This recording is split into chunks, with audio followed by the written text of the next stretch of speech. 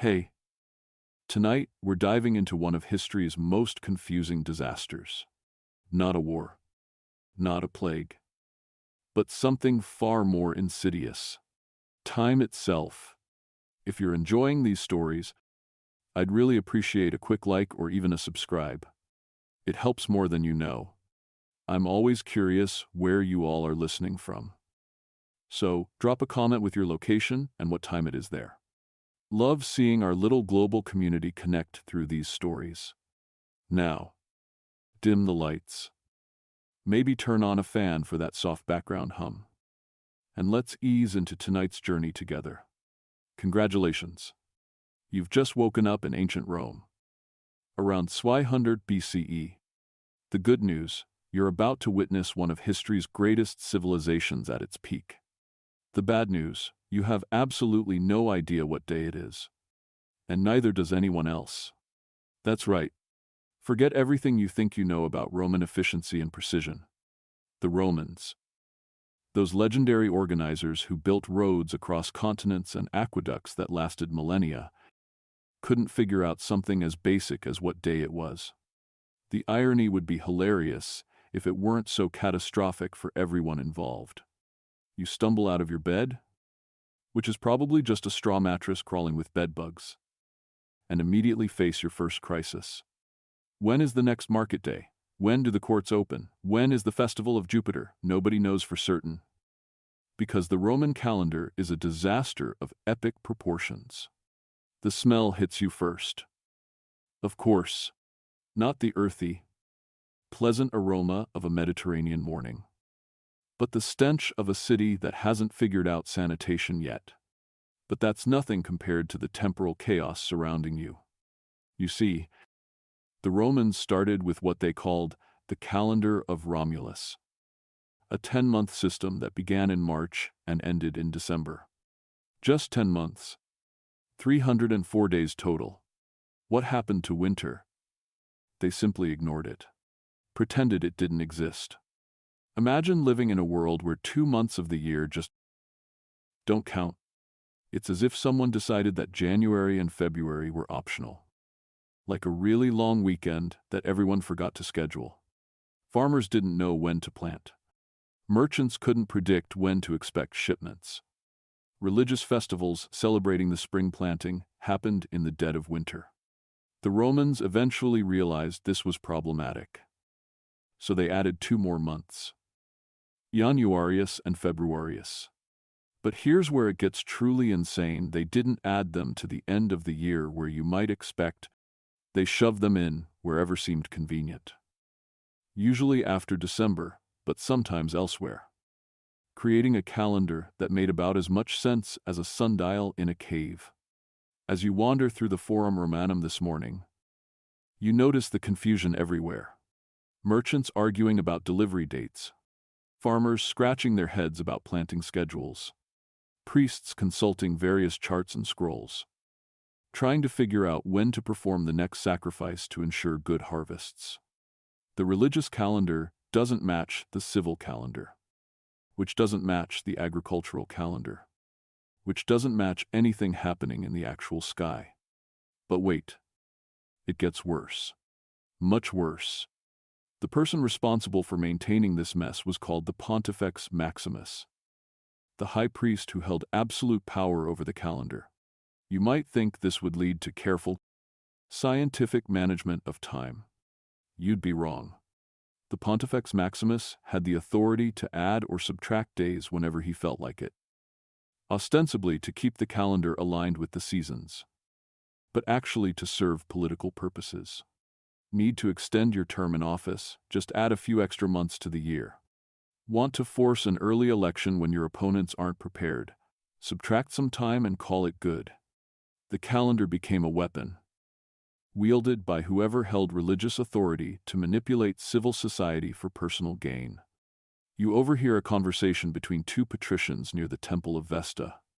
One is complaining that the festival of Robigalia, meant to protect crops from disease, was celebrated last month when the fields were still frozen solid.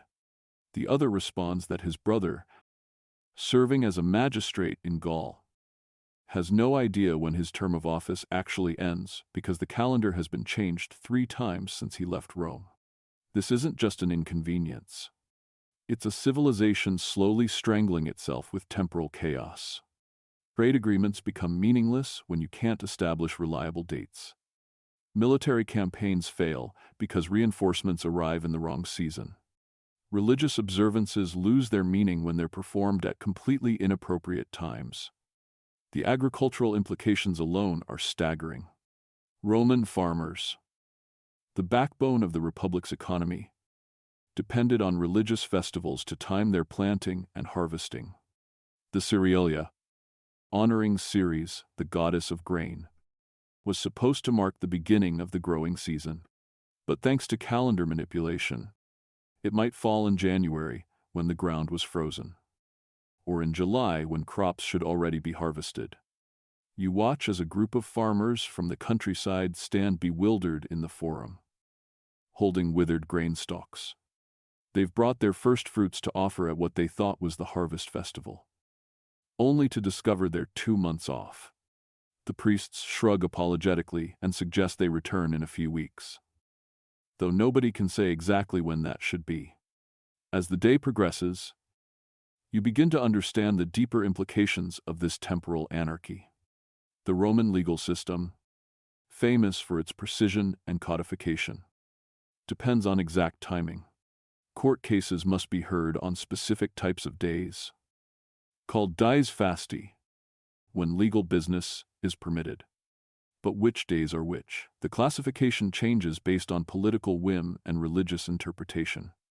Imagine trying to seek justice in a system where the courthouse might be closed on days that were open yesterday, or where your trial date gets moved not because of scheduling conflicts, but because someone decided to insert an extra month into the year without warning.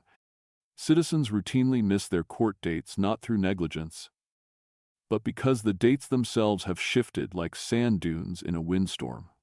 The military situation is equally chaotic. Roman legions pride themselves on discipline and timing. But how do you coordinate campaigns when nobody agrees on what day it is? Generals receive orders to begin operations in the 3rd month. But which 3rd month? The one that exists now, or the one that will exist after the priests finish tinkering with time? You encounter a centurion who's been stationed on the Germanic frontier for 2 years. He's supposed to be relieved after 18 months of service. But the calendar has been adjusted so many times that nobody can calculate exactly when that period ends. He might have been serving extra duty for months without realizing it, or he might technically be absent without leave. The uncertainty is driving him to distraction. As evening approaches and you seek shelter for the night, you reflect on this first day in temporal Rome. You've witnessed a civilization that can engineer magnificent aqueducts and build roads that will last 2,000 years, yet can't keep track of something as fundamental as the passage of days. It's like watching master architects who've forgotten how to count. The Romans have created a society where time itself is unreliable, where the very foundation of organized life shifts beneath everyone's feet like quicksand. And this isn't some temporary crisis that will resolve itself. This chaos has been building for centuries and will continue for centuries more, until someone finally has the audacity to impose order on this temporal madness. But that someone isn't here yet. For now, you're trapped in a world where asking, "What day is it?" might be the most dangerous question you can pose, because nobody really knows the answer, and everyone is too proud to admit it. The darkness settles over Rome, bringing with it the profound uncertainty that characterizes every aspect of life here. Tomorrow. You'll wake up not knowing if tomorrow exists yet, or if it's been canceled by religious decree. In the distance, you can hear the priests chanting their evening prayers, probably to the wrong gods on the wrong day, in a ritual that captures perfectly the beautiful, maddening chaos of Roman temporal life. Morning breaks over Rome, and you're about to discover that yesterday's confusion was just the appetizer. Today, you'll witness how the Roman calendar became the ultimate political weapon, wielded by ambitious men who understood that controlling time meant controlling power itself. You wake to the sound of angry voices in the forum. A crowd has gathered around the whiteboard where public announcements are posted. But instead of cheering or orderly discussion, there's shouting and what sounds suspiciously like the beginning of a riot. As you approach, you catch fragments of heated arguments about dates, elections, and something called the intercalary month. Here's what's happening, and why it matters more than you might think. The Roman calendar isn't just a tool for tracking time. It's a sophisticated instrument of political manipulation that makes modern gerrymandering look like child's play. In your world, politicians might redraw district boundaries to influence elections. In ancient Rome, they literally rewrite time itself. The key to understanding this temporal warfare lies in the Roman classification of days. Not all days are created equal in the Roman system. There are dies fasti, days when legal and political business can be conducted, and dies nefasti, days when such activities are forbidden for religious reasons. Then there are dies commerciales, specific days when popular assemblies can meet and vote. The calendar is a complex patchwork of these different types of days. And guess who gets to decide which is which? That's right, the Pontifex Maximus and his college of priests. You watch as a patrician merchant explains to his frustrated clients that their lawsuit cannot proceed today because someone has decided this is now a dies nefastus, even though it was scheduled as a dies fastus when they made their court appointment 3 months ago. The legal implications are staggering. Contracts signed on days later declared religiously inappropriate might be void. Business deals concluded on the wrong type of day could be challenged in court. But the real genius of calendar manipulation becomes clear when you consider elections. Roman magistrates serve for 1-year terms, but the exact length of that year is subject to priestly discretion. Need to keep your political allies in power longer. Simply declare that the year requires additional days to stay aligned with the seasons. Want to force your enemies out of office early. Decide that this year should be shorter than usual. A group of plebeian citizens near the Curia is discussing a recent scandal. Last year's consul, a man named Gaius Servilius, was supposed to leave office at the end of December, but the Pontifex Maximus, who happened to be Servilius's brother-in-law, decided that an intercalary month was needed to keep the calendar in alignment.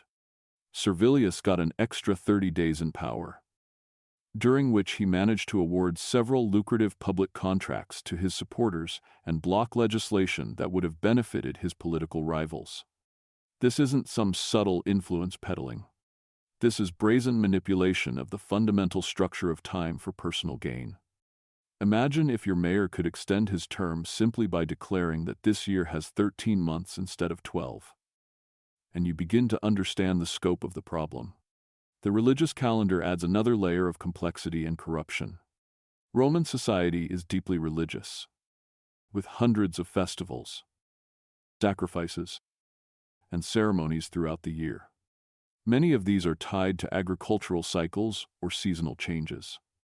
The festival of Robigalia is meant to protect crops from rust and mildew during the vulnerable period when grain is flowering. The Vinalia celebrates the new wine harvest. The Terminalia marks the end of the agricultural year and the beginning of preparations for spring planting.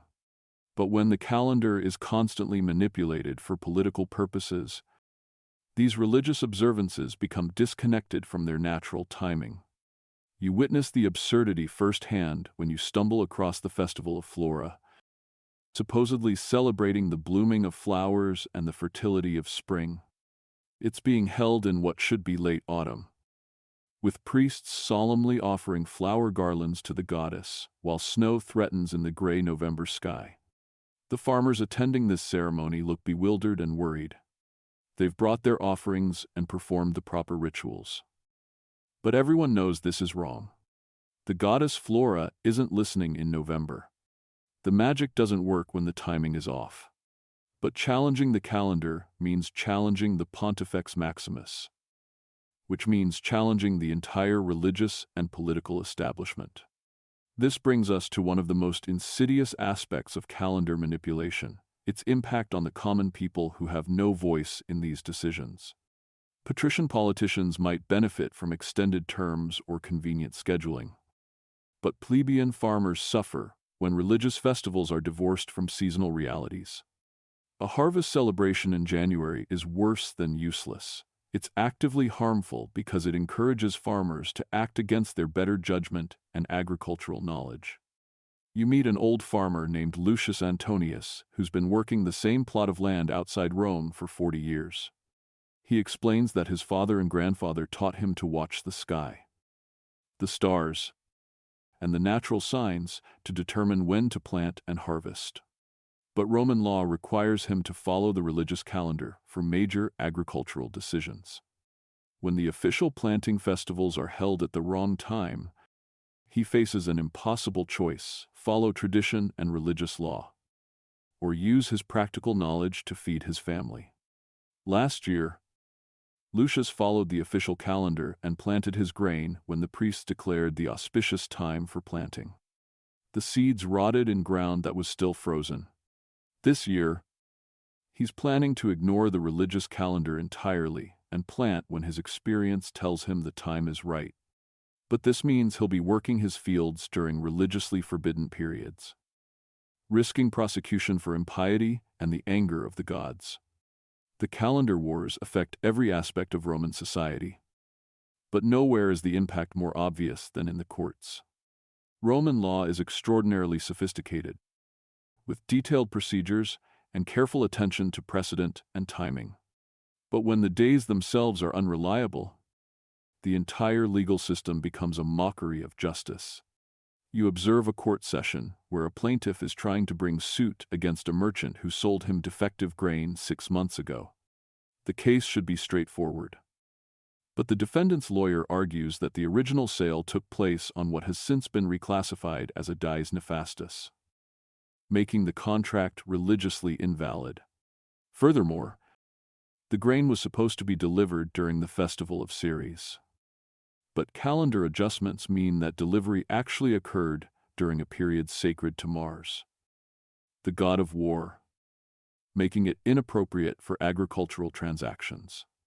The judge, a praetor who's clearly struggling with the temporal complexities, postpones the case, pending consultation with religious authorities. The plaintiff, a small farmer who desperately needs compensation for his losses, may wait months or years for resolution, assuming he can even afford to keep pursuing the case. Meanwhile, the wealthy merchant's lawyer smiles, knowing that time is on his client's side in more ways than one. This legal chaos creates opportunities for corruption that go far beyond simple calendar manipulation. Wealthy Romans can afford lawyers who specialize in temporal law, experts who understand the intricate relationships between different types of days and different types of legal procedures. Poor Romans, who can't afford such specialized knowledge, find themselves at a severe disadvantage in a system where procedural errors based on calendar confusion can invalidate otherwise legitimate claims. The situation becomes even more absurd when you consider military matters. Roman armies are famous for their discipline and precision. But how do you maintain military discipline when nobody can agree on basic dates? Troop rotations are scheduled based on calendar months. But which calendar? The civil calendar, the religious calendar, or some hybrid that varies by commander and region. You encounter a centurion who's been trying for weeks to coordinate with allied forces for a campaign in southern Italy. His orders specify a meeting date in the Ides of Sextilis. But recent calendar adjustments mean that Sextilis might not exist this year, having been replaced by an intercalary month with an entirely different structure.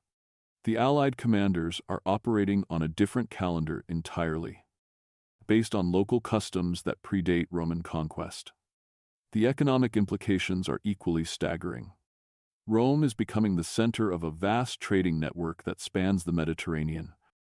But commerce requires predictable timing. How do you establish credit terms when the length of a year is subject to political manipulation? How do you schedule shipping when arrival dates depend on which calendar your destination city is using? A Syrian merchant in the forum explains his predicament. He's contracted to deliver luxury goods to customers across the empire, with specific delivery dates tied to local festivals and celebrations. But Roman calendar changes mean that the festival of Saturnalia, when Romans exchange gifts, might occur weeks earlier or later than expected. His entire business model depends on timing that's now completely unreliable. Perhaps most tragically, the calendar wars reveal the deep class divisions in Roman society. Patricians might profit from temporal manipulation, but they're also insulated from its worst effects. They have slaves to handle agricultural work, so they don't care if planting festivals are scheduled wrong. They have enough wealth to weather legal delays and procedural complications. They have the education and connections to navigate the complex relationships between different types of days and different types of legal procedures. Plebeians, on the other hand, suffer every consequence of calendar chaos. They depend on agricultural timing for survival. They can't afford the legal expertise needed to navigate temporal complications. They lack the political connections necessary to influence calendar decisions. For them, every calendar manipulation represents a potential disaster. As evening falls, you find yourself in a tavern where citizens from all walks of life are drinking and complaining about their temporal troubles. A blacksmith mentions that he can't schedule work properly because he doesn't know which days will be declared inappropriate for commerce. A teacher explains that students miss lessons because school schedules change without warning when the calendar is adjusted. A priest confesses quietly that he's lost faith in the religious calendar entirely, because performing sacred rituals at the wrong time feels like mockery of the gods. The conversation turns to rumors of reform. Whispered stories about mathematicians and astronomers who claim they can create a calendar that actually works. Someone mentions a Greek scholar named Sosigenes, who supposedly understands the true length of the year. Another person scoffs that Greeks are dreamers who don't understand Roman practicalities. But you're beginning to realize that the calendar problem isn't really about mathematics or astronomy. It's about power. The current system, chaotic and dysfunctional as it appears, serves the interests of those who control it. Why would they voluntarily give up a tool that allows them to manipulate elections, legal proceedings, religious observances, and economic activity? As you drift off to sleep in your simple room above the tavern, you wonder how long this temporal tyranny can continue.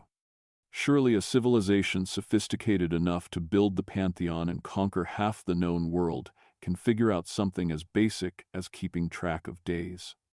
But you're beginning to suspect that the problem isn't technical complexity. It's human nature, and the irresistible temptation to use any tool, even time itself, as a weapon in the eternal struggle for power and advantage. The calendar wars are just beginning, and you're about to witness how they'll eventually force one of history's most ambitious men to attempt something unprecedented, bringing order to temporal chaos through sheer force of will.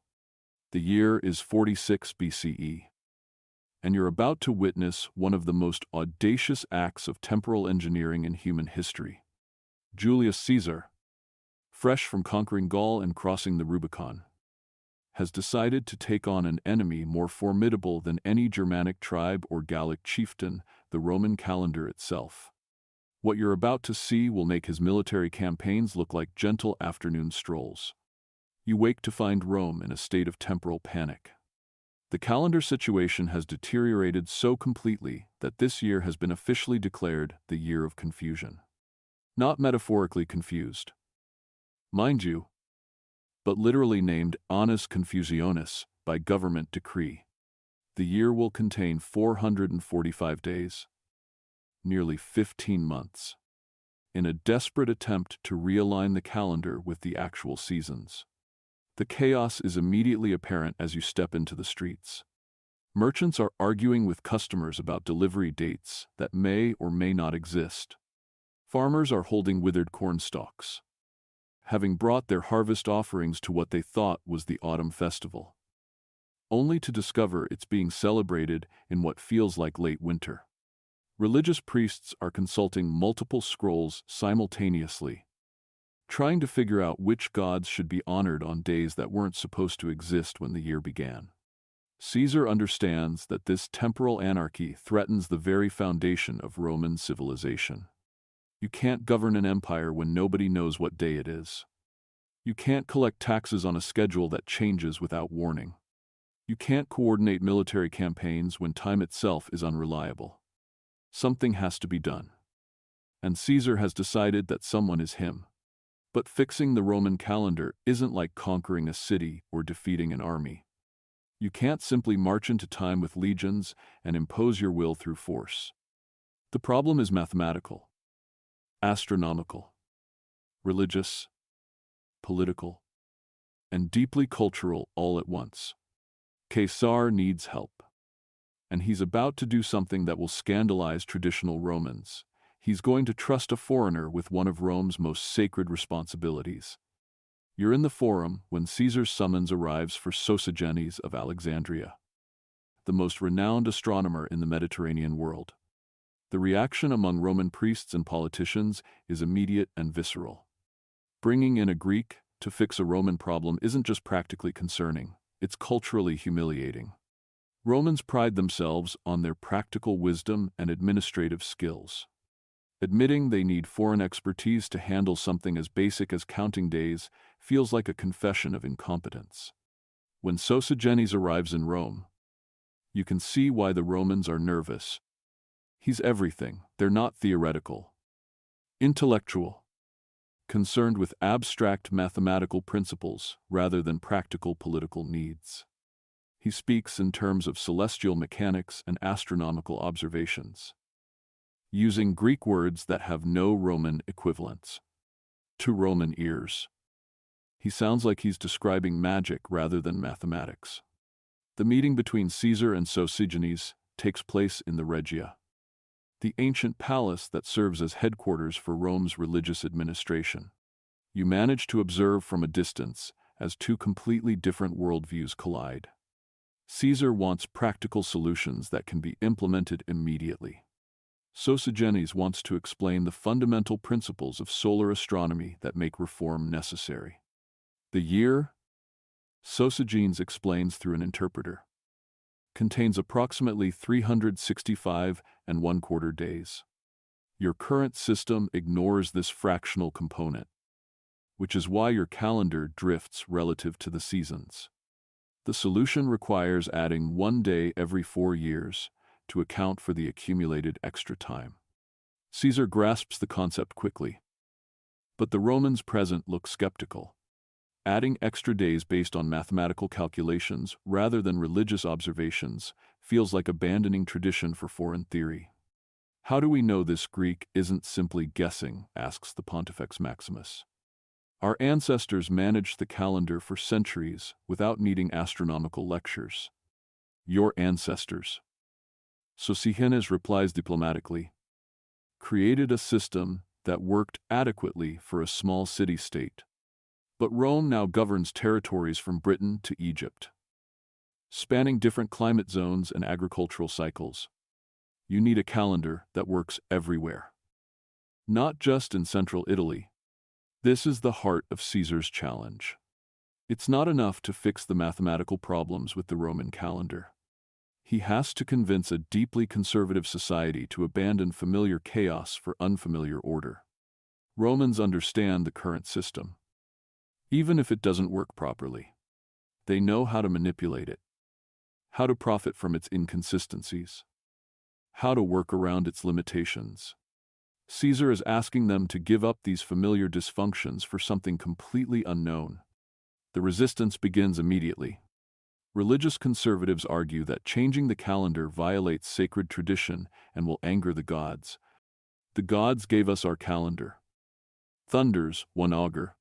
Are we to tell Jupiter and Mars that a Greek knows better than they do about the proper timing of sacred festivals? Political opponents see calendar reform as another example of Caesar's megalomaniacal tendencies. First, he makes himself dictator, mutters one senator. Now he thinks he can control time itself. What's next? Will he reorganize the stars to spell out his name? But the economic and administrative arguments for reform are overwhelming. Roman governors in distant provinces are sending desperate messages about the impossibility of coordinating imperial policy when different regions are operating on different temporal assumptions. Tax collection has become a nightmare because fiscal years vary unpredictably. Military recruitment schedules are chaotic because nobody can reliably calculate when terms of service begin and end. Caesar makes his decision with characteristic boldness. The Roman calendar will be reformed completely, based on Sosigenes' astronomical calculations. The transition will begin immediately. Despite the chaos this will inevitably create, there will be no gradual implementation, no pilot programs, no careful testing. Rome will abandon its ancient calendar and adopt an entirely new system, effective immediately. The implementation nightmare begins the moment Caesar's decree is announced. The year of confusion becomes even more confusing, as officials try to figure out how to add 67 extra days to a year that's already in progress. Where do you insert 2 extra months? How do you explain to citizens that March will be followed by 2 months they've never heard of before? December arrives, religious ceremonies become exercises in improvisation. Priests who've spent decades memorizing the proper timing for hundreds of festivals suddenly find their knowledge useless.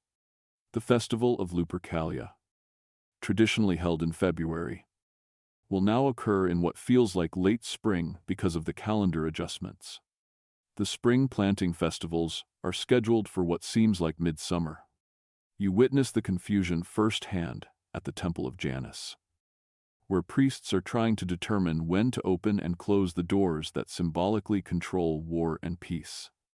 The timing of this ceremony is supposed to be tied to seasonal changes, but the seasons no longer align with the traditional calendar dates.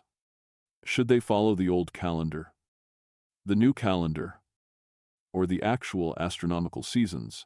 Different priests advocate different approaches, leading to heated theological debates about the nature of time itself. The economic disruption is equally severe.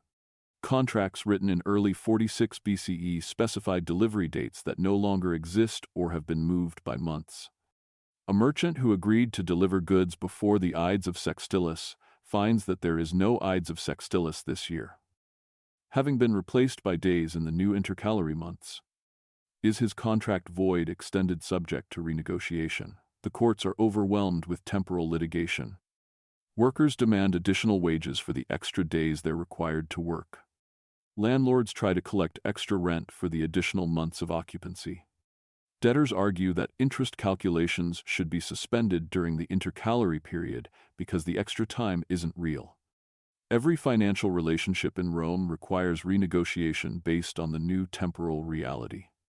International complications arise immediately.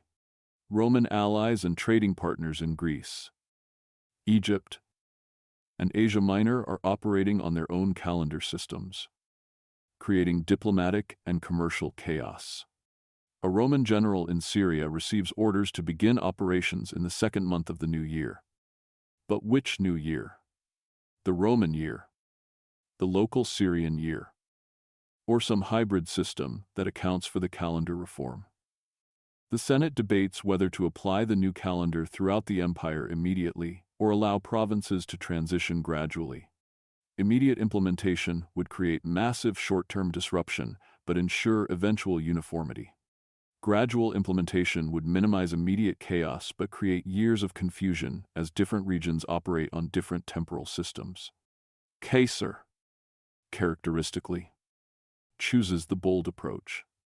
The Julian calendar, as it will eventually be known, will be implemented throughout the Roman Empire simultaneously. Provincial governors receive detailed instructions about the new system. along with stern warnings that compliance is mandatory and immediate. But Caesar underestimates the depth of cultural resistance to calendar reform. In Egypt, priests continue using their ancient calendar alongside the new Roman system, creating parallel temporal realities. Greek cities protest that adopting Roman time represents cultural colonization. Jewish communities worry about the impact on Sabbath calculations and religious observances. Even in Rome itself, many citizens simply ignore the official calendar and continue following traditional timing for personal and religious activities. You observe families celebrating ancestral festivals on traditional dates rather than official ones, creating underground calendar systems that persist despite legal requirements. The most serious resistance comes from Caesar's political enemies, who see calendar reform as an opportunity to attack his legitimacy. They frame the issue in populist terms, arguing that Caesar is forcing ordinary Romans to abandon time-honored traditions for the sake of foreign theories. Caesar has conquered our armies and our government, declares Cato the Younger. Now, he seeks to conquer time itself. Some opponents spread rumors that the calendar reform is actually an attempt to extend Caesar's dictatorship indefinitely. By controlling the calendar, they argue, Caesar can manipulate the length of his term in office and delay elections indefinitely. The fact that the Year of Confusion contains 445 days seems to support these suspicions. Religious opponents claim that calendar reform represents an assault on Roman tradition and piety. They organize protests at temples, arguing that celebrating festivals on the wrong dates will anger the gods and bring disasters upon Rome.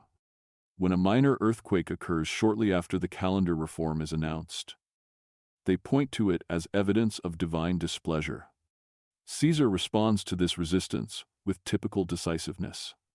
He issues edicts requiring compliance with the new calendar, backed by legal penalties for those who refuse to adopt the reformed system. But enforcement proves nearly impossible. How do you prosecute someone for celebrating a festival on the wrong day? How do you force merchants to use official dates for contracts when their customers are following traditional timing? The transition period stretches on for months, with parallel calendar systems operating simultaneously throughout the empire. Official government business follows the Julian calendar, but much of daily life continues according to traditional patterns. Citizens develop the skill of calendar translation, mentally converting between official dates and traditional ones depending on the context. As the Year of Confusion finally draws to its artificially extended close, you reflect on the magnitude of what Caesar has attempted. He's tried to impose rational order on one of the most fundamental aspects of human experience, the perception and measurement of time. The technical problems are enormous, but the cultural and political challenges are even greater. Caesar has succeeded in creating a calendar that works mathematically, aligning human timekeeping with astronomical reality. But he's also created massive social disruption and political resistance. The question now is whether Roman society can adapt to this new temporal reality, or whether the calendar reform will become another source of division in an already fractured republic. As you drift off to sleep in this temporally chaotic Rome, you can't help but wonder whether Caesar's calendar will survive longer than Caesar himself. Time, as you're learning, is far more difficult to conquer than any human enemy. The Ides of March, 44 BCE. Julius Caesar lies bleeding on the Senate floor, 23 stab wounds marking the end of his life and the beginning of a new chapter in Rome's temporal struggles. But here's the irony that would have amused Caesar if he'd lived to see it. His assassins killed the man, but they couldn't kill his calendar. The Julian system will outlive every senator who voted for Caesar's death, every general who fought in the civil wars that follow, and indeed, every Roman who walks the earth today. You wake to find Rome in political chaos, but temporal order. For the first time in centuries, Romans actually know what day it is. The question now is whether they can keep it that way without the iron will of the man who forced this reform upon them. The immediate aftermath of Caesar's assassination reveals just how fragile the new calendar system really is. Many Romans secretly hoped that Caesar's death would mean a return to the old ways, the comfortable chaos they understood. Instead, they discover that Mark Antony, Octavian, and the other power brokers have no intention of abandoning the Julian calendar. It's simply too useful for governing an empire, regardless of who's doing the governing. But without Caesar's personal authority enforcing compliance, the implementation problems that were temporarily suppressed during his dictatorship now resurface with a vengeance. The priests, those guardians of Roman religious tradition, have been struggling with the new system since its inception. They're supposed to be the experts on time and sacred observances. But the Julian calendar has made their traditional knowledge obsolete overnight. You observe a meeting of the Pontifical College where the high priest is trying to explain leap years to his colleagues.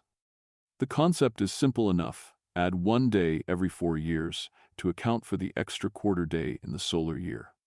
But somehow, the priests have misunderstood the instructions. Instead of adding 1 day every 4 years, they've been adding 1 day every 3 years, creating a systematic error that will plague the calendar for over a decade. This isn't simply a matter of mathematical incompetence. The Roman priestly class has spent centuries managing a calendar based on tradition, observation, and political convenience. Suddenly, they're expected to follow rigid mathematical rules determined by astronomical calculations. It's like asking a jazz musician to perform classical music. The skills don't transfer easily, and the results are often discordant. The error compounds year after year. By 8 BCE, the Julian calendar is off by several days, creating exactly the kind of seasonal misalignment that Caesar's reform was supposed to prevent. Roman farmers find themselves celebrating spring festivals when winter still grips the land. Military campaigns are planned based on expected weather patterns that no longer align with calendar dates. Eventually, Augustus, Caesar's heir and Rome's first emperor, has to step in to fix the problem. But Augustus faces the same challenge that confronted Caesar. How do you correct a systematic error without creating massive new disruptions? The solution requires suspending leap years for several years to allow the calendar to catch up with astronomical reality. You're present in the forum when Augustus announces this correction. The crowd's reaction is immediate and negative. "First, Caesar changed our calendar," shouts one citizen. "Now Augustus is changing it again. What's next? Will every emperor invent his own system of time?" This highlights one of the fundamental problems with calendar reform. Even necessary corrections feel like arbitrary manipulations to people who've finally gotten used to a new system. The Julian calendar has been in use for over a decade, and Romans have developed business practices, legal procedures, and personal habits based on its structure. Any change, even one that improves accuracy, disrupts these established patterns. The provincial resistance to Roman temporal standardization proves even more persistent than domestic opposition. Egypt, Rome's richest province, maintains its ancient calendar alongside the imposed Julian system. Egyptian priests have been tracking time according to their own methods for thousands of years, and they're not about to abandon their traditions for Roman convenience. You travel to Alexandria and witness the complexity of this temporal dual citizenship. Egyptian farmers still plant and harvest according to traditional timing based on the Nile's flood cycle. Egyptian merchants use Roman dates for transactions with Roman customers, but Egyptian dates for local business.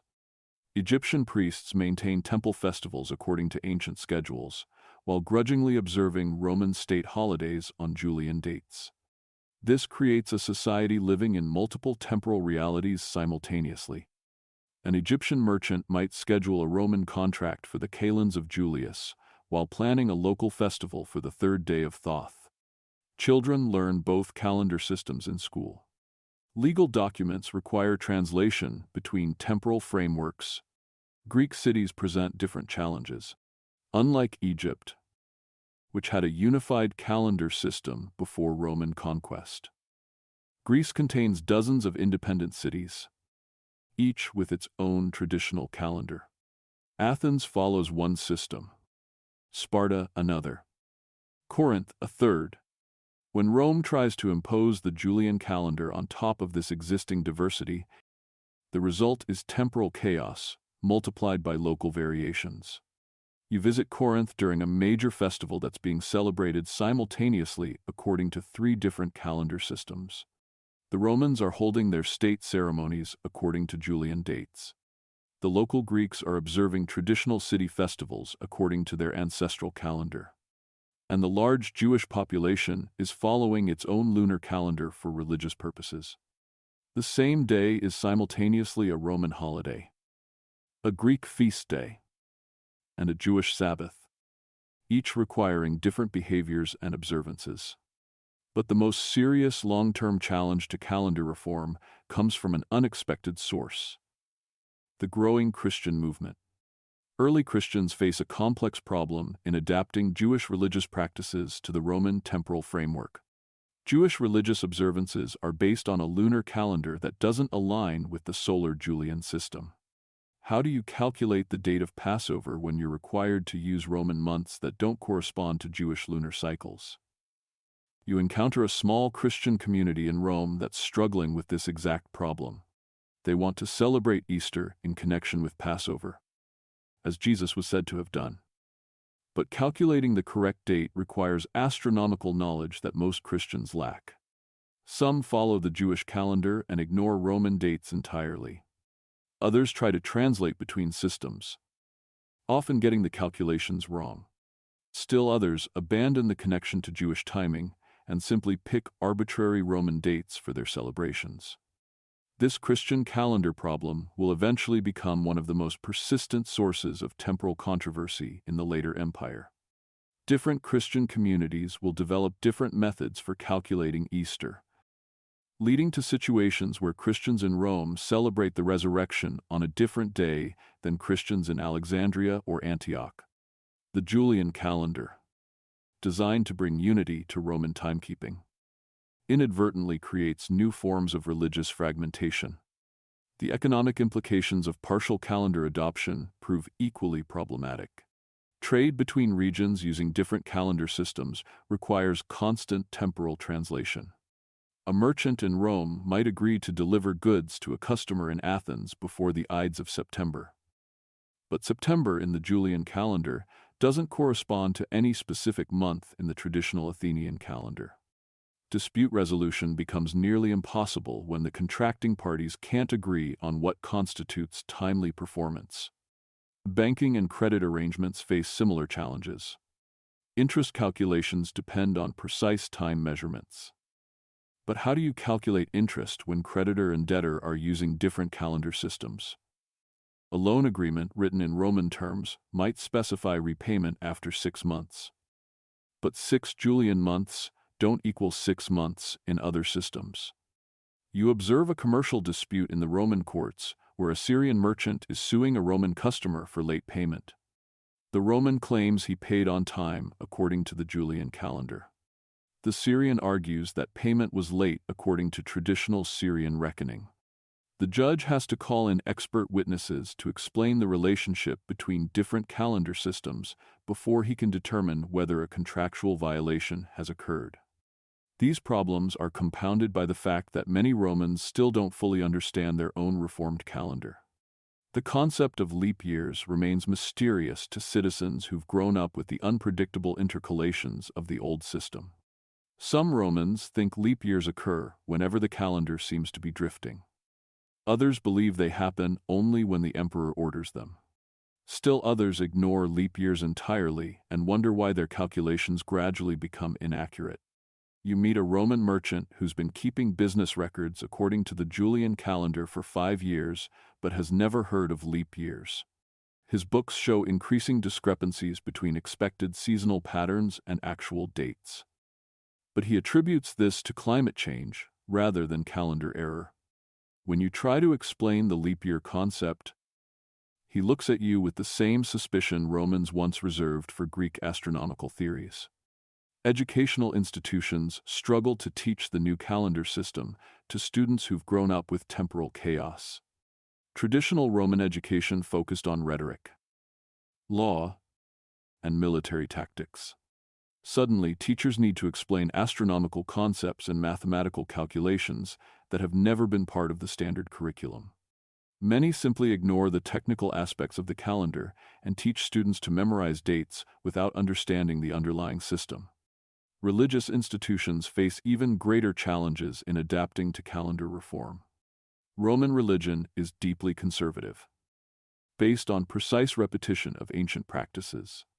When calendar reform changes the timing of traditional festivals, priests must decide whether to maintain historical accuracy or seasonal appropriateness. Should the harvest festival be celebrated on its traditional date, even if that date now falls in spring, or should it be moved to align with the actual harvest season, violating centuries of religious precedent?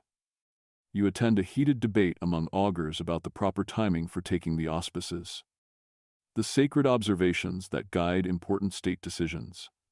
Traditional practice tied these observations to specific calendar dates, but the calendar reform has shifted those dates relative to astronomical phenomena. Some augurs argue for maintaining traditional dates regardless of seasonal misalignment. Others insist that effective augury requires proper astronomical timing. Still others propose abandoning date-specific observations entirely in favor of flexible scheduling based on natural signs.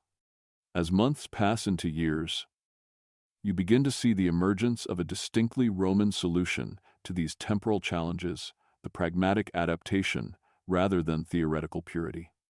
Romans don't abandon the Julian calendar or return to the old system. Instead, they develop informal workarounds that allow them to function within the reformed framework while accommodating local needs and traditional practices. In the provinces, this takes the form of parallel calendar systems used for different purposes. Official business follows Julian dates, but local customs maintain traditional timing. Religious observances split between Roman state festivals and indigenous celebrations. Commercial contracts specify which calendar system applies to different clauses. In Rome itself, the adaptation involves developing practical shortcuts and rules of thumb that allow citizens to navigate the new system without mastering its technical complexities. Merchants learn to convert between different regional calendars without understanding the astronomical principles involved. Farmers develop seasonal indicators that work regardless of official dates. Priests create simplified procedures for scheduling religious observances that maintain traditional significance while conforming to reformed requirements. The result is messy, inconsistent, and often confusing. But it works well enough to keep Roman society functioning. The Julian calendar provides a stable framework for imperial administration and long-distance commerce, while local adaptations preserve cultural continuity and practical functionality. As you drift off to sleep in this temporally complex Rome, you realize that calendar reform has succeeded, but not in the way Caesar originally envisioned. Instead of imposing uniform temporal order throughout the empire, the Julian calendar has created a new kind of organized complexity. Romans now live in a world where time is simultaneously more predictable and more complicated than ever before. The legacy of this reform will outlast the Roman Empire itself.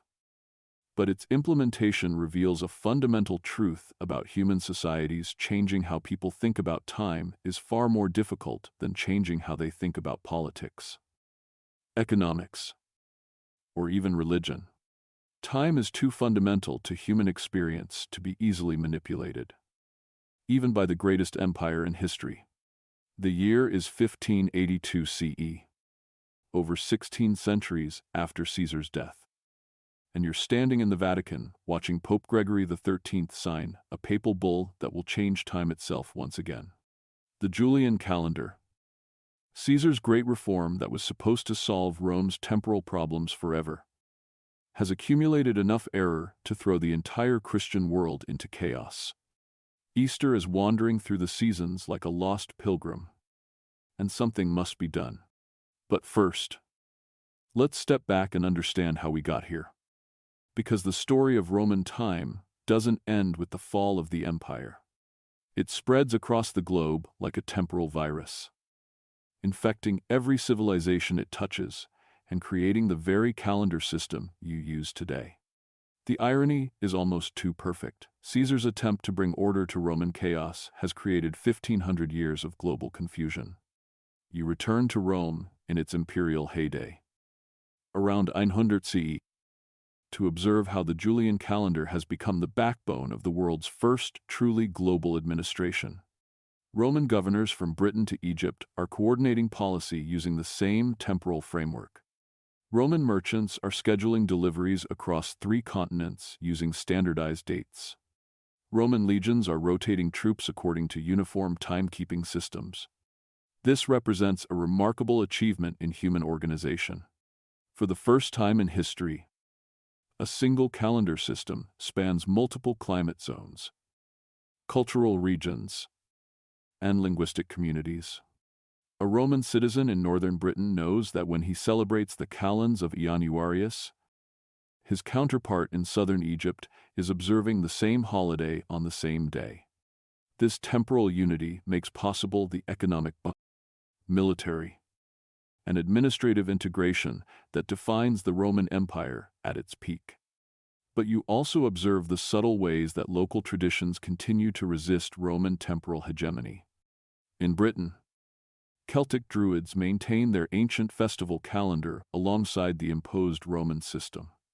In Gaul, farmers still plant according to traditional seasonal indicators rather than official Roman dates.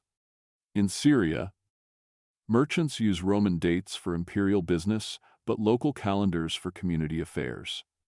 The Christian adoption of the Julian calendar creates particularly complex problems that will plague Europe for centuries. Early Christian leaders face an impossible task. How do you calculate the date of Easter, the most important Christian holiday, when it's supposed to align with the Jewish Passover, which follows a lunar calendar that doesn't match the Roman solar system?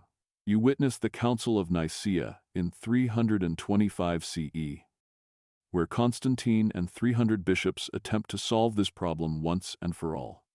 They establish rules for Easter calculation that seem mathematically precise.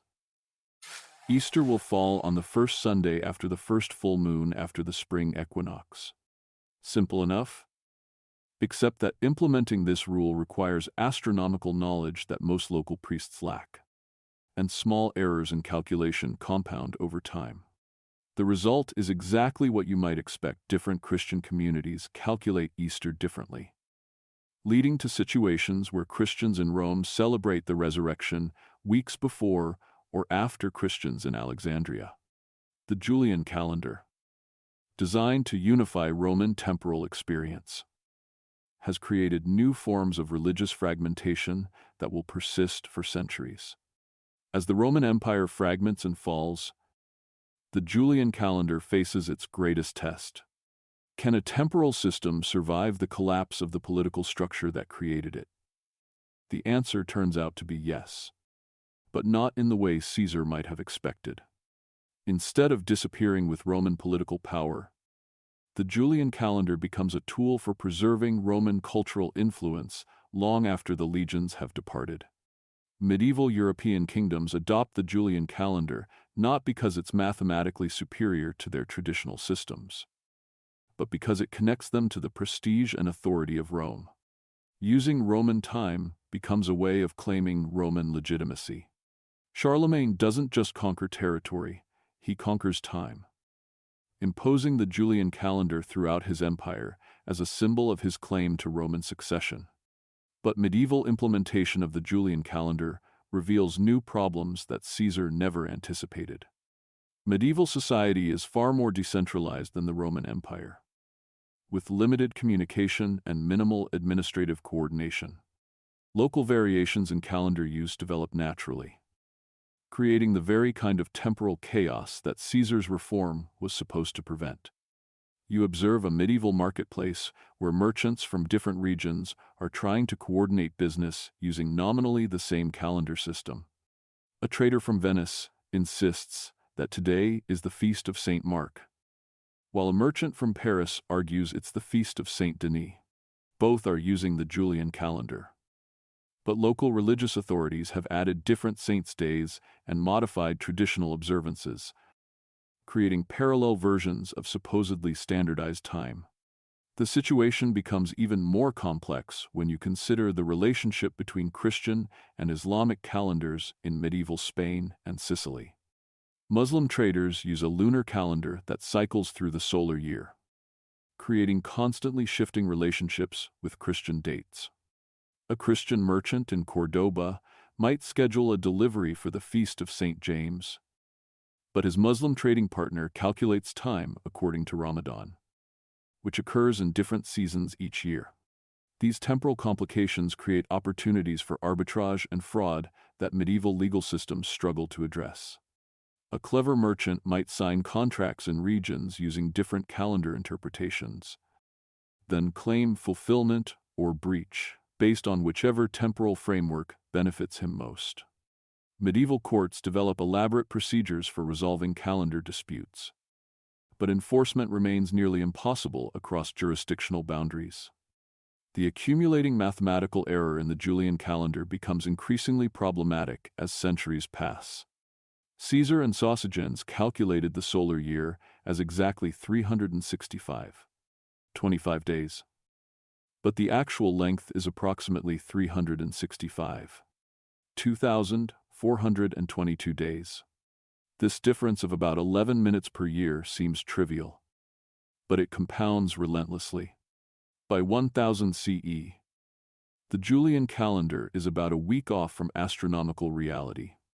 Spring festivals are celebrated while winter still grips northern Europe. Agricultural timing becomes increasingly disconnected from calendar dates. Most significantly for Christian Europe, Easter begins wandering away from its intended seasonal position. You're present at the papal court in 1515 when astronomers present calculations showing that Easter will eventually drift into summer if nothing is done. The Pope consults with scholars from across Europe, but the political complications of calendar reform seem almost insurmountable. How do you convince dozens of independent kingdoms to simultaneously adopt a new temporal system? How do you calculate the accumulated error and correction needed? How do you handle the religious implications of admitting that the Christian calendar has been wrong for over a millennium? The Protestant Reformation adds another layer of complexity to calendar reform efforts. When Pope Gregory finally issues his reform in 1582, Protestant nations refuse to adopt it simply because it comes from Rome. England continues using the Julian calendar until 1752. Creating a situation where London and Paris are operating on different dates. A letter written in London on March 15 arrives in Paris on March 25. Not because of travel time, but because of calendar differences. This Protestant resistance to Gregorian reform creates exactly the kind of temporal chaos that Caesar's original reform was supposed to prevent.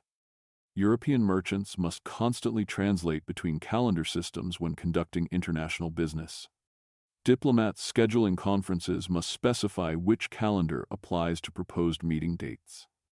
Military campaigns require coordination between allies using different temporal frameworks. You observe a diplomatic conference in 1648 where negotiators spend more time arguing about calendar dates than territorial boundaries. The Catholic representatives insist on using Gregorian dates, while Protestant delegates demand Julian calculations. The compromise involves maintaining parallel documentation in both systems, creating treaties that specify the same events on different dates depending on which calendar you follow. The global spread of European colonialism carries these temporal complications to every continent. Spanish colonies adopt the Gregorian calendar, while British territories use the Julian system. Portuguese, Dutch, French, and other colonial powers. Each impose their own temporal frameworks on conquered populations who already have sophisticated calendar systems of their own. You travel to Mexico in 1700 and witness the complexity of this temporal colonialism. The Spanish colonial government operates on the Gregorian calendar. The Catholic Church follows the same system for official purposes but maintains traditional saints' days that don't align with European practice. Indigenous communities preserve their ancient calendar systems for agricultural and religious purposes while learning Spanish dates for colonial administration. African slaves bring their own temporal traditions that blend with indigenous and European systems. The result is a society operating on at least 4 different calendar systems simultaneously. A single day might be simultaneously a Spanish colonial holiday, a Catholic feast day, an Aztec agricultural festival, and an African ancestral commemoration. Colonial authorities struggled to maintain administrative control in a temporally fragmented society where different populations literally live in different times. But perhaps the most remarkable aspect of the Julian calendar's legacy is its persistence despite obvious flaws. By 1750, educated Europeans understand that the Gregorian reform is mathematically superior to the Julian system. Yet many Protestant nations continue using the older calendar for decades after the reform becomes available, demonstrating that calendar adoption depends on politics and culture rather than scientific accuracy. Russia maintains the Julian calendar until 1918, creating a situation where the October Revolution actually occurs in November, according to the calendar used by the rest of the world. Greece doesn't adopt the Gregorian calendar until 1923. Some Eastern Orthodox churches continue using Julian dates for religious purposes today, meaning that Christmas is celebrated on different days in different Christian traditions. This resistance to calendar standardization reveals something fundamental about human relationship with time. Calendar systems aren't just practical tools for coordination, they're expressions of cultural identity and political autonomy. Adopting someone else's calendar feels like surrendering cultural independence, which explains why calendar reform often requires conquest or conversion rather than voluntary adoption. The American colonial experience illustrates this dynamic perfectly.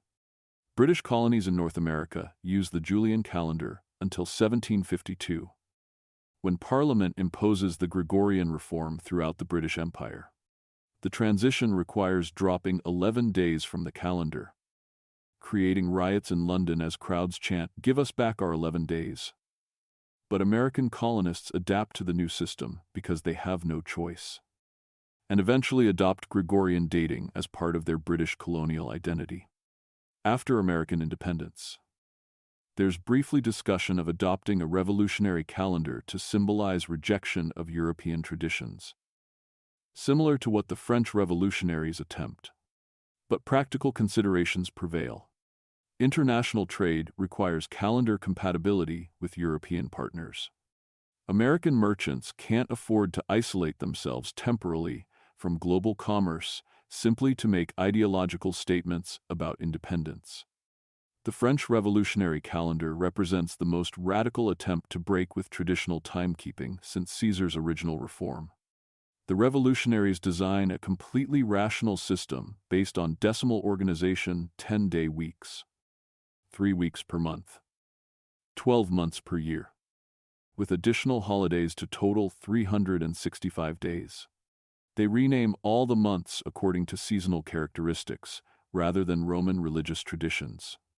You're in Paris in 1794, watching citizens struggle to adapt to this revolutionary time system. Workers complain about 10-day work weeks with only one rest day instead of the traditional Sunday Sabbath. Merchants find that international trade becomes nearly impossible when French dates don't correspond to any other calendar system. Religious observances become illegal on traditional dates, but are permitted on new revolutionary holidays that have no spiritual significance for ordinary citizens.